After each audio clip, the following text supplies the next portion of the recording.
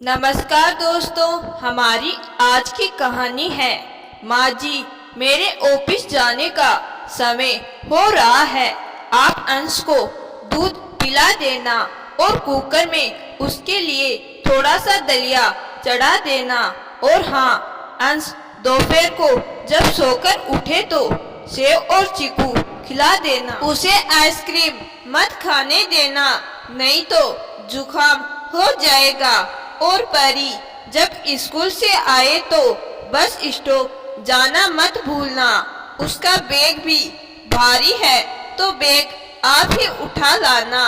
मैं जा रही हूँ, मुझे देर हो रही है। राजवीर को लंच के साथ दही देना मत भूलना, वरना वो खाना नहीं खाएंगे। सरोज अपनी सास शकुंतला जी को रोज की तरह सारे दिशा निर्देश देकर ऑफिस के लिए चली गई। उन्होंने अपने बेटे राजवीर का लंच बॉक्स तैयार किया, साथ में दही रख दिया। फिर उसे नाश्ता देकर वो खुद भी पूजा करने लगी थी कि 1.5 वर्षीय अंश उठकर मम्मी मम्मी कहकर रोने लगा। शकुंतला जी ने उसे चुप कराया और दूध पिला दिया। तभी राजवीर टिफिन लेकर ऑफिस चला गया तो काम वाली आ गई। अरे, तू आज जल्दी आ गई, थोड़ी देर रुक जा। मैंने अभी तक भी घर समेटा नहीं है। बच्चों ने सारा घर बिखेर दिया है और वो जल्दी जल्दी घर समेटने लगी। मैम साहब, ये तो आपका रोज का है, मुझे देर हो जाती है। एक यही घर नहीं है, और भी तो घर काम करने को जाती हूँ। सब ऐसे ही करने लगे तो शाम तक मैं यहीं रहूंगी क्या? मेरे भी घर बार बाल बच्चे हैं। काम वाली जल्दी मचा रही थी तो शकुंतला जी ने भी जैसे घर था वैसे समेट दिया और वो झाड़ू पोछा करके चली गई। वो रसोई में गई तो बर्तनों का ढेर देखकर उनका सिर चकरा रहा था। उन्होंने सारी बिखरी रसोई ठीक की और बर्तन धोने लगी। तभी अंश रसोई में आकर बर्तन फैलाने लगता है और गीले में फिसल जाता है तो फिर से रोने लगता है।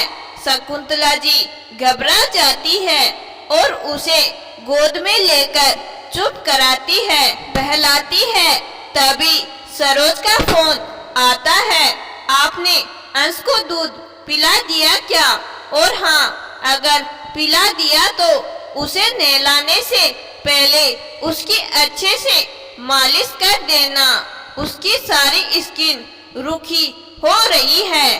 और बिना कुछ सुने फोन रख दिया। उन्होंने फटाफट से उसकी मालिश करी और खेलने के लिए छोड़ा। फिर सोचा दलिया बना दूं, पर कुकर साफ नहीं था तो भगोने में दलिया चढ़ा दी और अंश को नहलाने लगी। 1.5 वर्षीय अंश थोड़ा सा चुलबुला भी था और थोड़ा शरारती भी। पानी लेकर उन पर ही डालने लगा। बड़ी मुश्किल से उन्होंने अपने पोते को नहलाया। तभी सरोज का फिर से फोन आ गया। अंश को दलिया खिला दिया क्या? उसके खाने का समय हो गया है। बहू, अभी दलिया बन रहा है, मैं बनते ही तुरंत खिलाती हूँ, शकुंतला जी ने जवाब दिया। तभी सरोज ने वीडियो कॉल कर दिया और गैस पर भगोनी देखकर वो उन पर चिल्लाने लगी। माँ जी, आप भी हद करती हैं। भगोनी में दलिया चढ़ाया है, इसमें तो अच्छे से पकेगा भी नहीं और मेरा बच्चा भी भूखा रह जाएगा। आपने कुकर में क्यों नहीं चढ़ाया? आप इतनी देर से क्या कर रही थी? अब तक तो बच्चे का खाना भी बन जाता। शकुंतला जी भी क्या कहती? सरोज लगातार बोले जा रही थी। थोड़ी देर बाद सरोज ने फोन काट दिया। शकुंतला जी की आंखें भर आई। उन्होंने अपने आप को संभाला। तब तक दलिया भी बन गई थी। उसे ठंडा करके अंश को खिलाने लगी। बच्चे इतनी आसानी से कहाँ कुछ खाते हैं। बच्चों को खाना खिलाना भी बड़ा मुश्किल है। एक जगह बैठकर तो बिल्कुल नहीं खाते। अंश के पीछे दौड़ भागकर वो थक गई थी। थोड़ी देर थककर बैठ गई। अब उन्हें भी भूख लगने लगी थी। रसोई में से नाश्ता लेकर खा लिया, पर अभी बर्तनों का ढेर रखा था। बेटे बहू इतना कमाते हैं, फिर भी बर्तन वाली नहीं लगाते हैं। सिर्फ झाड़ू पोछा वाली लगा रखी है, वो भी इसीलिए कि उनका बेटा गंदे आंगन में खेले नहीं। उम्र 65 की ज्यादा नहीं थी, पर बीमार इंसान को समय से पहले ही बूढ़ा बना देती है। डायबिटीज के कारण जल्द थक जाती थी और बहुत जल्दी शकुंतला जी को भूख लगती थी। राजवीर उनकी एकमात्र संतान थी। उसी का पालन पोषण किया और उसे अपने पैरों पर खड़ा कर दिया। 20 साल पहले पति की मृत्यु हुई थी। तब तक राजवीर नौकरी पर लग गया था। उनके जाने के बाद सरोज घर की बहू बनकर आई। पढ़ी लिखी नौकरी पेशा बहू को वो नहीं लाना चाहती थी, पर बच्चे आजकल के सुनते कहाँ हैं। राजवीर को सरोज से ही शादी करनी थी। उन्होंने समझाया भी था कि बेटा तू और बहू दोनों नौकरी पर चले जाओगे तो मैं घर में अकेली क्या करूंगी। पर राजवीर ने भी जवाब दिया, मम्मी बड़ा शहर है, भारी खर्चे हैं। पत्नी भी कमाएगी तो घर अच्छे से चलेगा, वरना एक की कमाई से पार नहीं पड़ता है। फिर मेरे सभी दोस्तों की पत्नियां कमाती है, ऑफिस जाती है, तो मैं घरेलू लड़की अपने लिए नहीं लाऊंगा। ऐसा नहीं था कि राजवीर की नौकरी अच्छी नहीं थी, पर उसने अपने दोस्तों और रिश्तेदारों में ये दिखाना था कि मेरी पत्नी मामूली सी गृहिणी नहीं है, बल्कि वो भी अच्छी पढ़ी लिखी नौकरी पेशा है। राजवीर ने जिद की और सरोज से शादी कर ली। अभी तक शकुंतला जी ही घर और रसोई संभाल रही थी। बहू के आने के बाद भी उन्हें सारा नहीं मिला, बल्कि उनका और काम बढ़ गया। बहू तो रसोई में पैर ही नहीं रखती थी। उन्होंने ही दोनों का टिफिन बनाकर देना होता था। उन्होंने सोचा नई नई बहू है, अभी समय लगेगा, पर सरोज को खाना बनाना पसंद नहीं था और उसके पास समय भी नहीं था। ऑफिस आने जाने में वो व्यस्त रहती थी। शकुंतला जी ने सोचा कोई बात नहीं, बेटे के साथ बहू का भी वो बना लेगी। पर जब सरोज पहली बार गर्भवती हुई, तब भी वो घर पर तो रहती थी, पर रसोई में पैर नहीं रखती थी। शकुंतला जी ने तब भी एक अच्छी सास की तरह उसकी देखभाल की, उसका बहुत ही ख्याल रखा। अपनी पहली बेटी परी के जन्म के कुछ महीनों बाद सरोज फिर से काम पर जाने लगी। अपनी पोती को शकुंतला जी बहुत प्यार करती थी और उसका हर काम वो ही करती थी। तब घर में झाड़ू पोछा, बर्तन वाली और खाना बनाने वाली भी आती थी। वो घर भी देख लेती थी और अपनी पोती के साथ भी खेलती थी। धीरे धीरे उन्हें डायबिटीज हो गई और शरीर में थकान सी रहने लगी। वो घुटनों के दर्द से भी परेशान रहने लगी। अब परी नर्सरी में आ गई थी तो का जन्म हो गया। अब पहले जितनी उनमें जान नहीं थी। सरोज दूसरा बच्चा नहीं करना चाहती थी, क्योंकि उसका मानना था कि इस महंगाई में एक बच्चा ही पालना भारी है, तो 2 बच्चे कैसे पलेंगे। लेकिन राजवीर का मन था कि परी अकेली नहीं रहे, उसे अपना भाई बहन कोई तो मिल जाए। अंश के जन्म के बाद उसने महंगाई का हवाला देकर खाना बनाने वाली हटा दी और बोली, माँ जी घर पर ही तो रहती है, तो यही खाना बना लिया करेगी। अब 2 बच्चों का खर्चा बढ़ गया है, तो कहीं पर तो कटौती करनी होगी। अंश अब बड़ा हो रहा था, पर राजवीर और सरोज अपने ऑफिस के काम में ही व्यस्त रहते थे, इसीलिए बच्चों पर जरा भी ध्यान नहीं देते थे। शनिवार और रविवार को छुट्टी मिलती थी, तो वो मॉल में शॉपिंग और मूवी या दोस्तों के साथ पार्टी में जाया करते थे।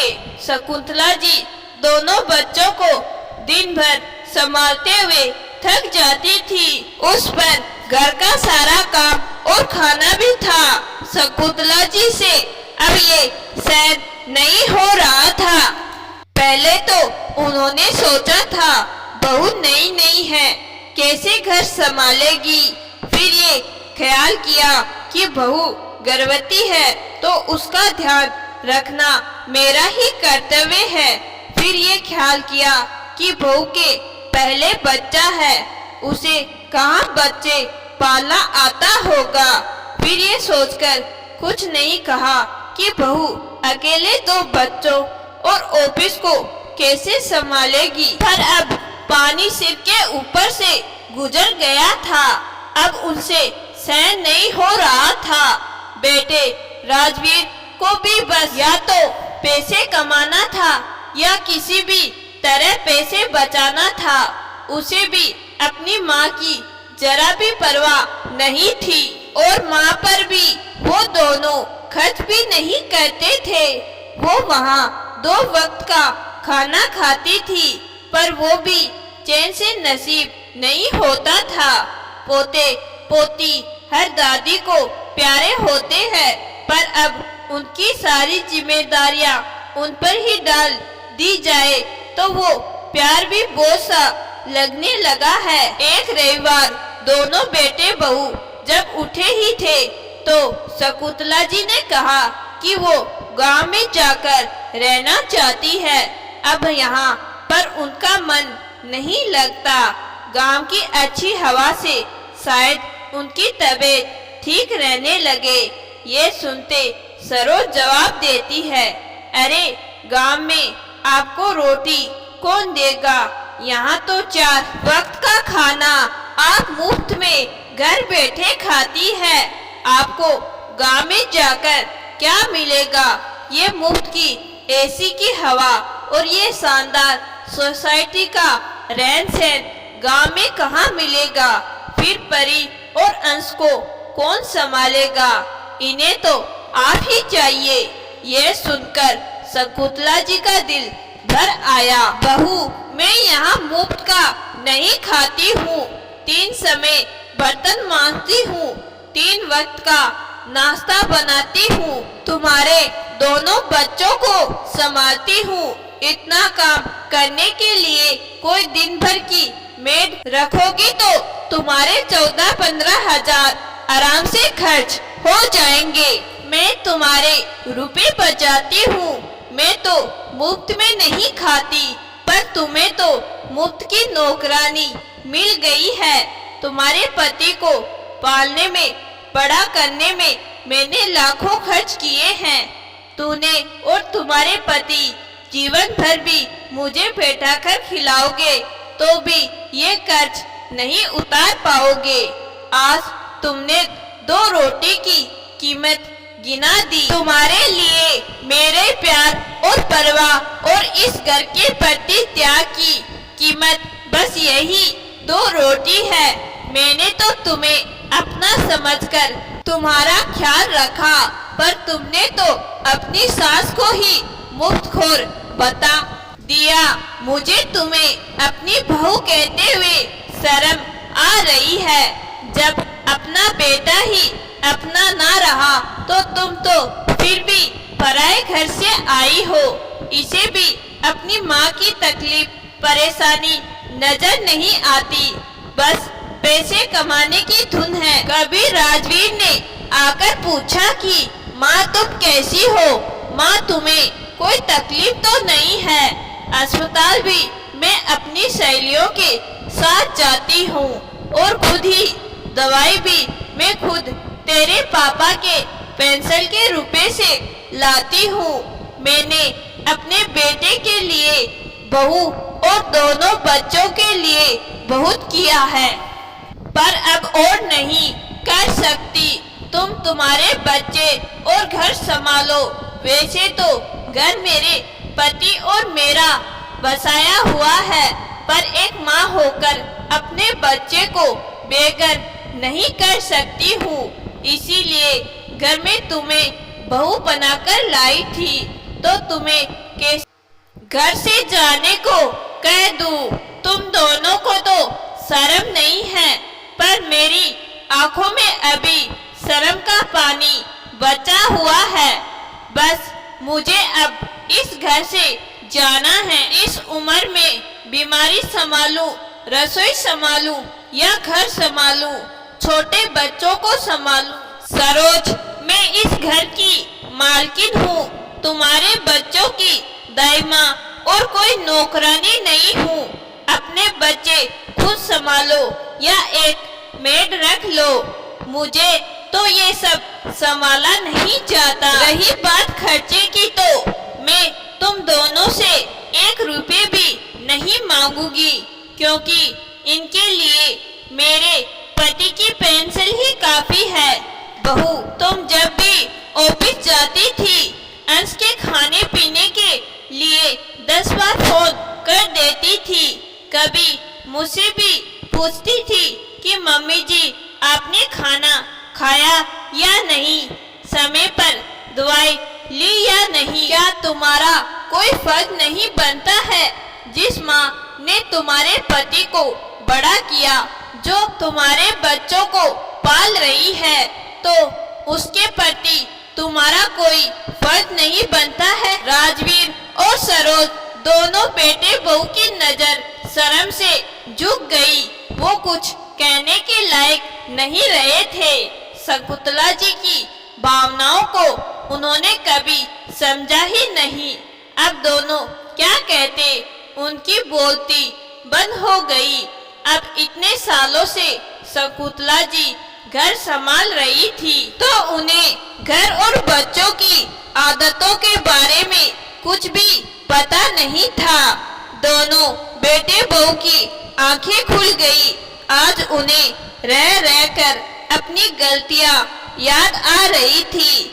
तभी राजवीर बोलता है, मम्मी मुझे माफ कर दो। कमाई और पैसे बचाने के चक्कर में अपनी ही माँ के दर्द और तकलीफ को भूल गया था, पर अब ऐसा नहीं होगा। अब मैं आपका पूरा ध्यान रखूंगा। अब मैं आपको कभी भी शिकायत का मौका नहीं दूंगा। आप घर छोड़कर मत जाइए। मुझे और सरोज को तो घर के बारे में और बच्चों की ख्वाहिशों के बारे में कुछ पता ही नहीं है। तभी सरोज भी माफी मांगती है, माँ जी मुझे भी माफ कर दो। आपने माँ बनकर हम सबका ध्यान रखा और मैंने आपको कभी सास समझकर आपका आदर सम्मान नहीं किया। आप चली जाएगी तो दोनों बच्चे कैसे रहेंगे? इन्हें आपकी आदत हो चुकी है। शकुंतला देवी पिघल जाती है और वहीं रुक जाती है। अगले दिन से बर्तन धोने वाली और खाना बनाने वाली रख दी जाती है, पर दोनों बच्चों की जिम्मेदारी अभी भी शकुंतला देवी ही खुद ही लेती है, क्योंकि मूल से ज्यादा ब्याज प्यारा होता है। संतान की संतान से कभी मोह नहीं छूटता है। दोस्तों, कुछ लोग बूढ़े माँ बाप को साथ तो रखते हैं, पर उन्हें नौकर बना देते हैं और उनका ख्याल नहीं रखते।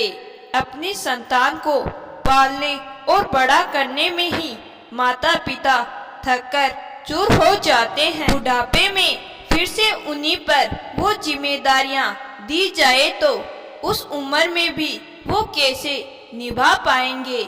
हर संतान का कर्तव्य है कि जैसे वो अपने बच्चों का ध्यान रखते हैं, वैसे ही अपने माता पिता का भी ध्यान रखें।